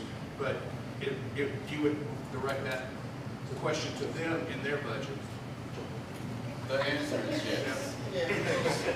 Multiple times. Your answer right there. Multiple times. The answer is yes. So you do budget for it every year? I asked. Yes. Getting off the money, but back to one of the issues in the Public Defender's Office, Ramon, if you could speak to the conflict attorney process, because that's the other thing we've left out is a lot of these people, women 969, don't have a lawyer. Because not a lot, I don't know the number exactly, so I don't want to scare anyone, but when you have a 6 or 7 co-defendants fighting the jail, as we've probably seen in the news stabbings, that creates an issue. And again, I've been at the Public Defender's Office, so I want to give it back to you to describe it currently. But that creates an issue where the Public Defender's Office can only represent one of those 4 or 5 people, even if they previously represented those other 4 people on the case that has them in the jail. Now that those people are now on opposite sides of a fight, that makes the Public Defender's Office have to send that case out for conflict. And Tiana Bias can speak to this. The fees that they're paying would otherwise be a private attorney to take a very difficult case in our local jail or even a murder case is not adequate. So you have a lot of attorneys who are turning down the opportunity to help us by stepping in and representing these people because it's not worth it to them. Quite literally, it's not worth it. Again, so the Public Defender's Office, there's a 3 co-defendant murder case, right? One person driving the car, 1 shooter, 1 getaway, which is a very routine circumstance. You have multiple people in your major cases. They can only represent one of them. The other ones have to go to a conflict attorney. We have a few of them locally, but they are also stretched thin. And then we've been starting to try to look outside of the circuit. So I really want to turn that back over to you and Ms. Bias to speak more about the conflict process, because that is an issue. Fair. So, as you may or may not be aware, the Georgia Rules of Professional Conduct say that you cannot represent somebody if you have a conflict of interest. And so conflict of interest may be a co-defendant case, it may be a witness case, it may be a victim case, where we may represent the victim in the case, and now there's the defendant applies, we can't represent the defendant, right? And so that has to go out to a conflict office. The Georgia Public Defender Councils have developed what they call regional conflict offices to kind of help with this. So the public defender's system has conflict attorneys. Of course, Superior Court, State Court is a little bit different. I can address that if need be, but there are regional conflict offices that will handle that initial conflict. And so if there are two co-defendants, we will represent one, the conflict office will represent another. Problem is when you have multiple defendants in the case. And so if it's a gang case, but there was one a few years back where there was 70-something. Ghostface gangs, 77 co-defendants. Yeah. We represent. Trap money, 30-something co-defendants. Yeah. And so we could only represent one. The conflict office could represent one. That means 70+ people now have to look for attorneys through just the private bar. The conflict office also has what they call C3 attorneys, which are an additional conflict in place. And so finding attorneys to handle all of these conflicts is going to cause a delay, particularly if they are in custody. State court works a little bit differently. The city of Augusta has contract attorneys that handle the conflicts, and so that works a little bit more smoothly because it's state court. But as far as the fees for private attorneys, I don't know anything about that. So. Okay. So to speak to the issue that Ramon is talking about, we recently, what was about 2 years ago, we had the Ghostface indictment. And so when we have 70 individuals who need to be represented and the majority of them are indigent, what we found was that I think the fee for, just to talk numbers, was about $2,500 for a felony case, which most private attorneys are not going to charge you anywhere near that for a felony, even on a simple case. And so what the Superior Court judges did was they actually took some of their own funding and they matched that $2,500 to say, hey, private bar will pay you $5,000, which is still significantly less, but just to show you that the courts are just as serious about getting this indictment resolved.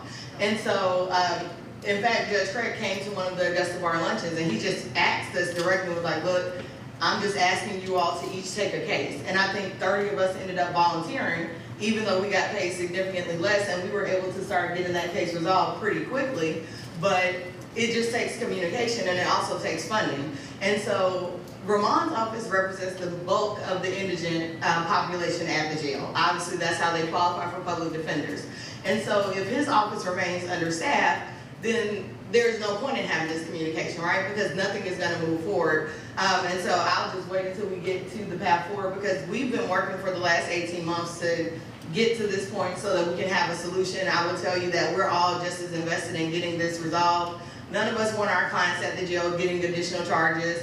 I don't think Major Mitchell talked about it, but they actually have implemented new programs at the jail, which we're very grateful for, so that our clients can start obtaining degrees or certifications, so that if we have someone who's in custody for 1,000 days, we don't have to go in front of a judge and say, hey, the only good thing I can tell you about my client is that they haven't had a new staffing in the last 6 months. I can tell you that they've gotten a certification, they've lined up employment, they've gotten counseling, they've attended AA meetings, because if we can't get these people out of the jail, then what are we doing to keep them busy in the meantime? If we build another jail, that's great, but guess what's gonna happen? It's gonna get full and it's gonna get overcrowded, just like the jail that we built 10 years ago, and we're facing the same issues that we faced with the first jail.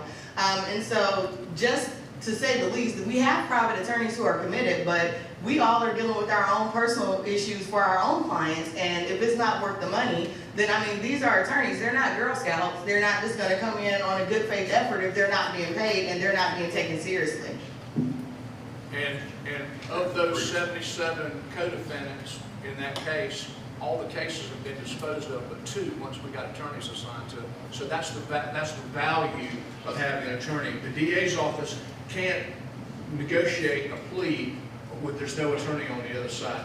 Once we partnered with the Public Defender Standards Council and got attorneys assigned, those DA's office was ready, they were ready, we negotiated guilty pleas, and all of those cases are gone with maybe one or two. I just want to make a point, as it relates particularly,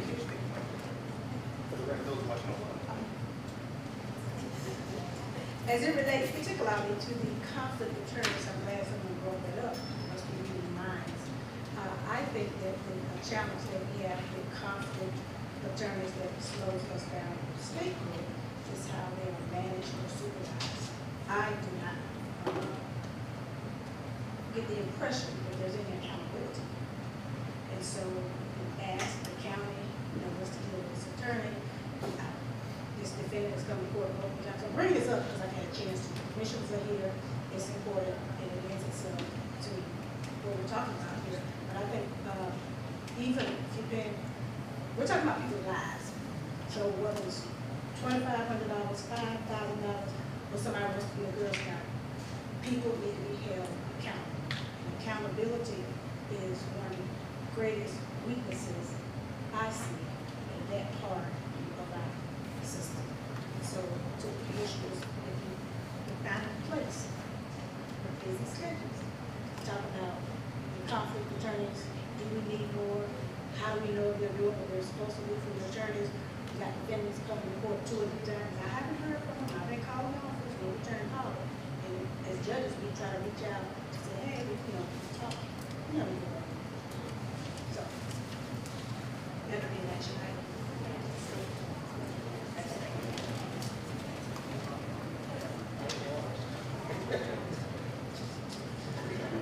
So I want to offer the public a chance to provide some comment. Is there anyone from the public that would like to make any comments?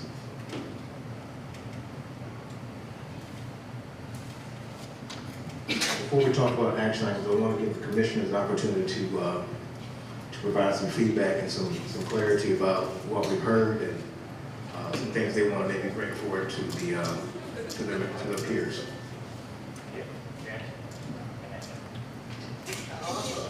I'm going to go ahead and get mine over with.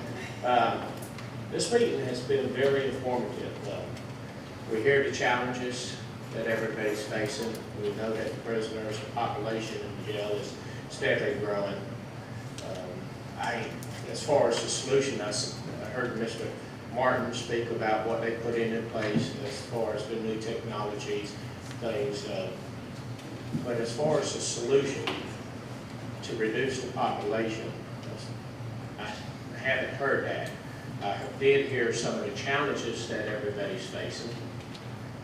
When it comes to budget sessions for us, we don't, if you're speaking with the staff, the finance, the administrator, it doesn't reach to us. The only thing we see when it comes budget time is our book about that thick and everything spelled out. But one-on-one, no different. When Ms. Loggins come before us a month and a half ago, needed a position, she got full support.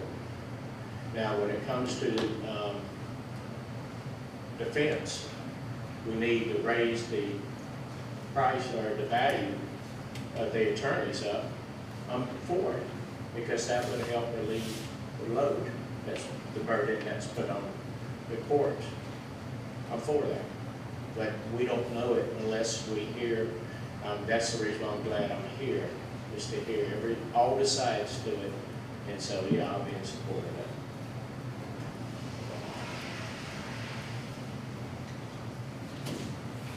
Any other commissioners that want to provide any feedback or comments?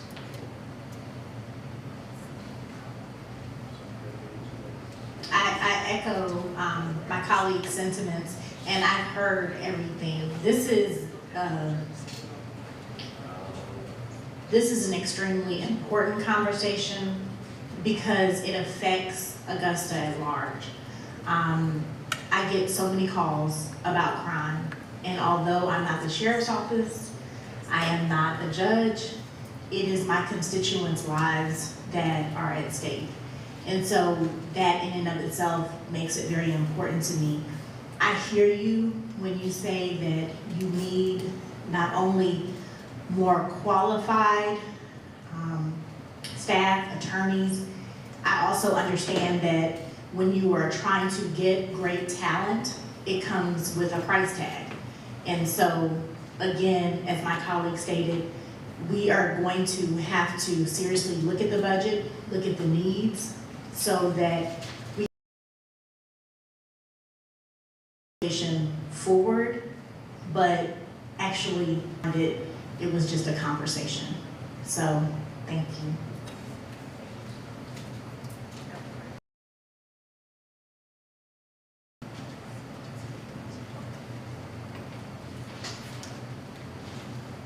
Thank you. I'll echo the sentiments of my colleagues as well. I think that this meeting was extremely important because, you know, a few months ago, the conversation came to us about expanding, I should not say expanding the jail, that gives off a wrong impression, building a new jail pod.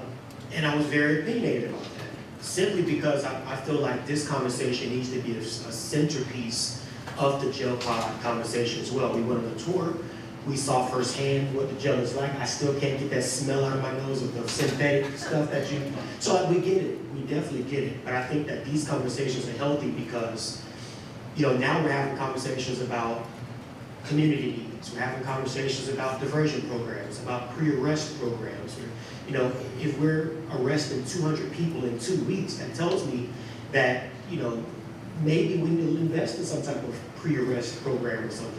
It's not my profession, so I can't be a, you know, critic, but what I can say is there are gaps that we need to attempt to fill, you know, especially when we started talking about the mental health aspect of things. We had our sequential intercept mapping workshop a few years ago, and that plan is steadily being worked through. So I don't want anyone thinking that it's just sitting on the shelf collecting dust. It's not, it's being worked through.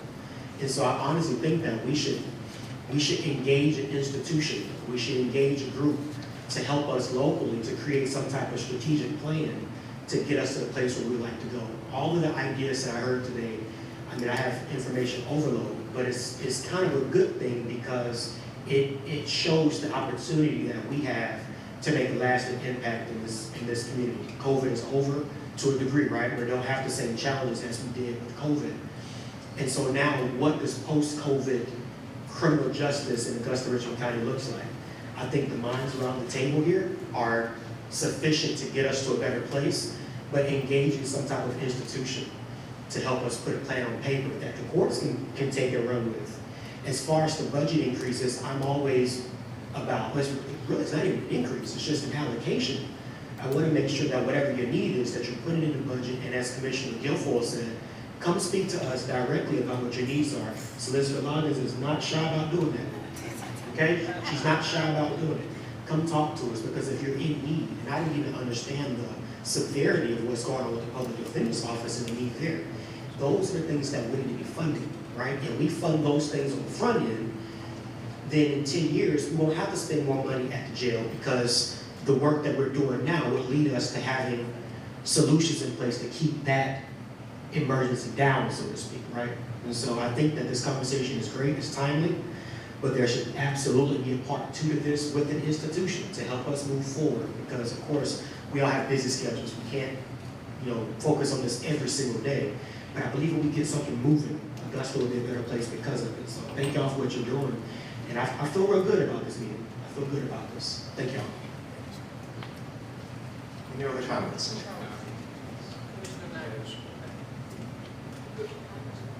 You know, the processes that we're implementing will be institutionalized, and it will serve Augusta for a long time, and I think it will be transformational.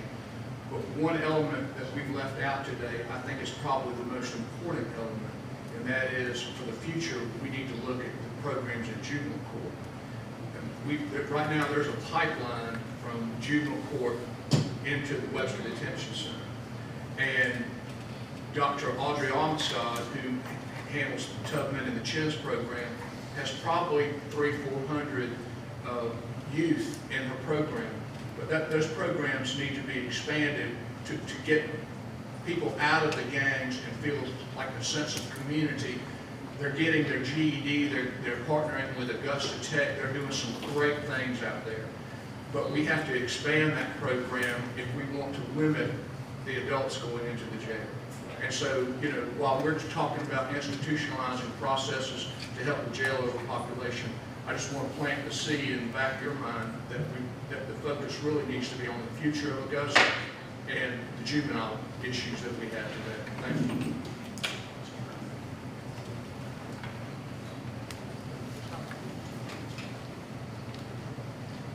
So as an outpatient mental health provider, everybody here has presented what their individual agency is doing to improve, but how are we going to work together to actually get these numbers down? Communication was mentioned a lot, however, I did not get a clear plan of exactly how are we going to do this together, because I'm going to assume that's the purpose of us coming together. So what would you suggest from us as an outpatient mental health provider? What can we do to help you help decrease this population? I know work y'all in the past, and we've helped with mental health court. We've helped transition them to Fred Rivers if they were, or another psychiatric facility if they were unstable. We help facilitate that. What would you need us to do to help this communication with the jail to help with everything?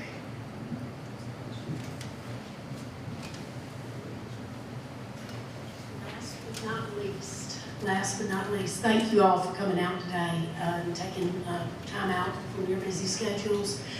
I've learned a lot sitting here for the past hour and a half, almost 2 hours, and hearing what I'm hearing and being able to have toured the jail several months ago. And as a public safety chair, I definitely am all for, I know it's going to cost, but we need more pods. I say we need 2, but we got to start somewhere, and 1 is needed, is past time needed. But when I hear other judges talk about, we talk about mental health and how long it's taken to get cases moved forward, please, I know things cost. As my colleagues have said, please come to see us. As I know Judge Loggins, seen him a couple of times, and appreciate you coming in. Please, you all come in. We'd love to see you, love to hear from you, and we'll do whatever we can to help you all out. We all work together, we're all one and united, and we need to work together for the best of Augusta, Georgia. So thank you again for all being here. Any other comments or questions? So I think moving forward, I just have a couple of thoughts on why maybe engage the attendees for a second. First, tomorrow morning, we will have a budget meeting with all of our different departments and agencies. It's a virtual meeting. This is a good time. We'll talk about programming. We'll have finance in the meeting. The administrator's office will host that meeting. And the first item on that agenda is talk about programs. So as you prepare your budgets, I know you said you mentioned things in the past, you presented information in the past. Based on this communication we've gathered today, I encourage you to, again, bring that forward. The administrator's office is very aware of what has been stated today. We will document these things so that when we have these budget presentations, we talk about programs and the need for resources. So even beginning tomorrow morning, that's going to be very important that you attend that meeting and get all the information that you can. The second thing, I know there's been some action items related to sharing information. I know the sheriff's office has some information they're going to share. I'm going to ask that you provide that information to me, and I will disseminate that to all the attendees of this meeting. But I'm also going to ask everyone, if you have a question or a follow-up question from this meeting, to send it to me directly. I will store a database of questions and answers related to this meeting. And that way we can send these things out and again, keep that engagement going. And the last thing, I know we talked about competitive salaries. I know a few of you talked about staffing shortages and things like that. That is going to be very important when we have our one-on-one budget sessions with you within the next 30 to 60 days. So make sure that you bring metrics with you, talk about vacancies and how long those positions have been vacant. We'll talk about the impact of having those vacancies. That's going to be very important when we have our budget deliberations. So as a follow-up to this meeting, again, send me your questions, send me your data. I will compile those things and keep a database of all these things that we've talked about. And I'll consult with Administrator Dowds to see what a plan moving forward looks like. We may have to reconvene at a later date, because I thought we had some good discussions here today. But definitely look for an email from me within the next week or so. Any additional questions?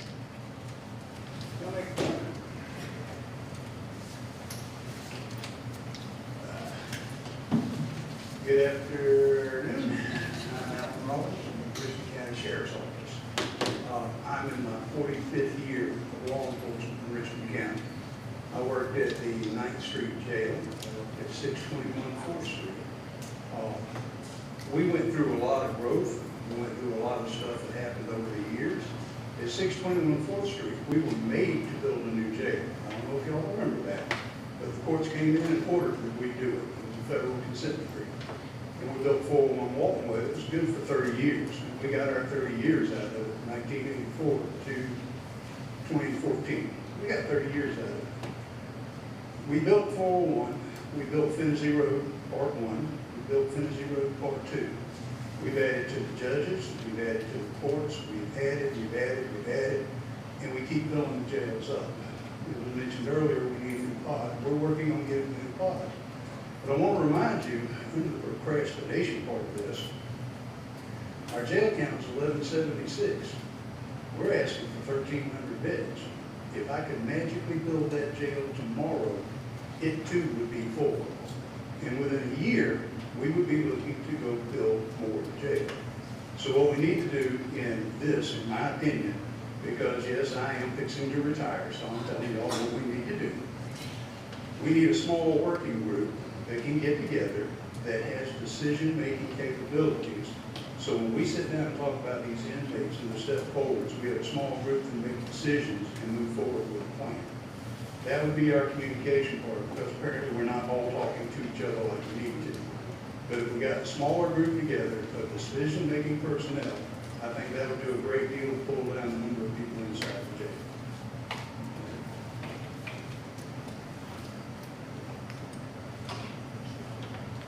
Thank you, sir, for this comment. Any additional questions or comments? So I will make, yes. Just briefly, I know Commissioner Johnson talked about bringing in an institution, which I do think is very helpful. To Captain Rollins' point, would it be possible to add as an action item when forming a committee that we actually have people who have real life experience with the jail? So for example, I met with Major Mitchell about a year ago where we talked about the structure of the Richmond County Jail.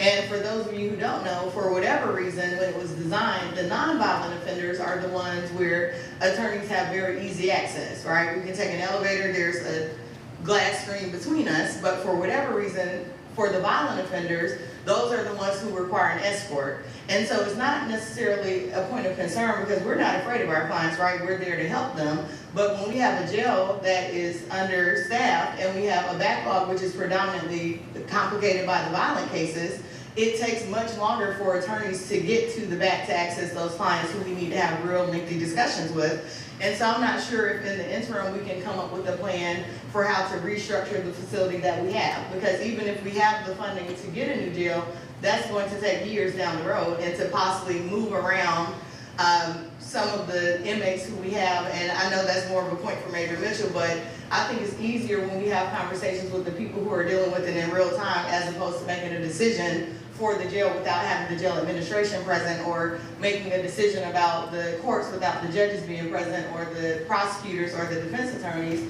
who may be considering other logistics that someone who just has experience with social studies or finance may not consider. And so that might be something we can add to an action item. Even recently, I think Major Mitchell asked for more money for a different type of lock.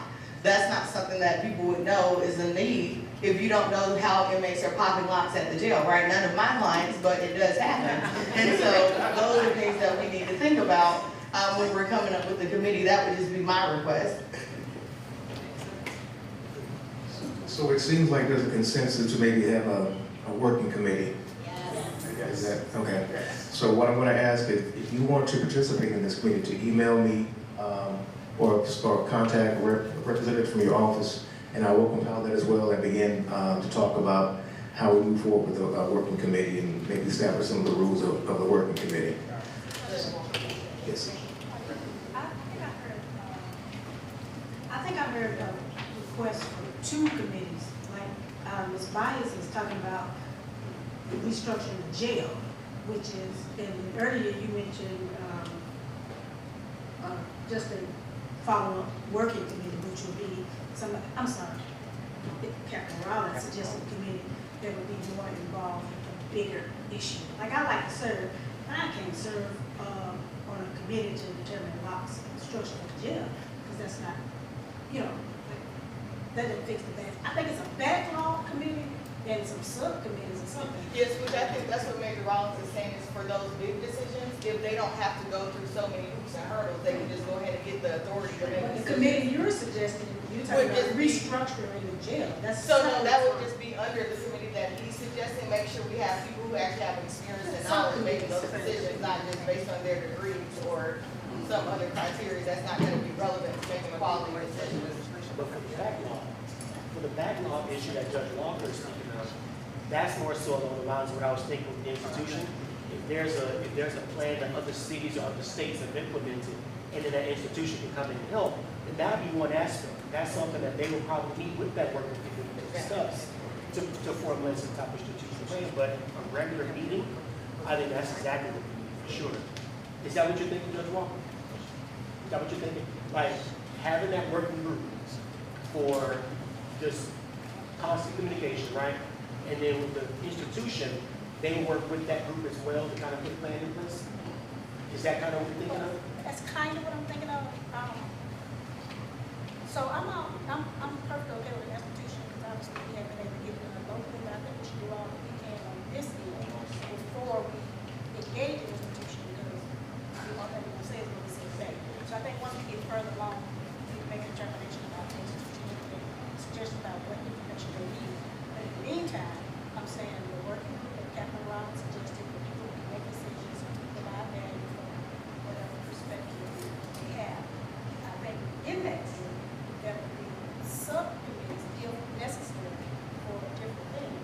So Attorney Bias is speaking specifically about the structure of the jail and attorneys' ability to get to their clients and be safe in doing that. But that only impacts attorneys going to the jail and the jailers. It does not impact their public defenders or American workers or those kind of things. Well, they all get the same, because they get transported the same way as the attorneys. Correct. But what I'm saying is, everybody in the room, that group, and if I can just use like a judge or the court administrator, would not need to necessarily participate. Because I would be designing a home, not a jail, right? So we go and do what we want. So I'm saying, the working group for the larger issue with the institute down the road if necessary, and smaller subgroups for specific issues, people that have specific knowledge of what they need might be on an ad hoc basis, meaning as needs. We don't want to start forming out this committee, only very, very Understood, thank you. So again, if you would just send me your name or a contact person who would like to participate in these committees, please let me know, and we will compile that and send it out with all the communication with the reports and everything else. Yes, my email is cmjackson@augustaga.gov. I know there was a sign-up sheet going around. Is that going to be compiled and disseminated to every working group aside? I think it would be beneficial for us to all have each other's contact, just period. So I know that was going around, but is somebody going to actually make sure that doesn't find its way to the trash can? The clerk, you'll send that to me? You'll send that to you, you can send that to me. Absolutely. Well, I want to thank you all. I know you're very busy, have very busy schedules, but we do appreciate your feedback. Have a good afternoon.